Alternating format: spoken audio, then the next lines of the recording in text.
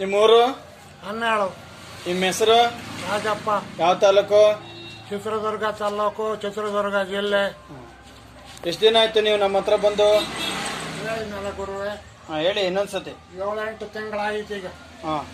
8 ತಿಂಗಳ ಮೇಲೆ ಆಗಿತ್ತೆ ಅಂತ ಲೆಕ್ಕ ಹಾಕೇಳ್ರಿ.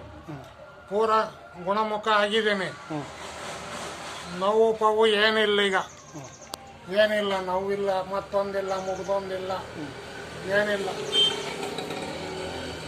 ಎಲ್ಲ ಆರಾಮಾಯ್ತು ನಿಮಗೆ? ಎಲ್ಲ ಆರಾಮದೇನಿ ಗುರುವೆ. ಸಮಾಧಾನ ಆಯ್ತಾ? ಸಮಾಧಾನ ಆಯ್ತಪ್ಪ ನಿನ್ನಿಂದ. ಏನಪ್ಪ ಮಂಜುನಾಥಪ್ಪ.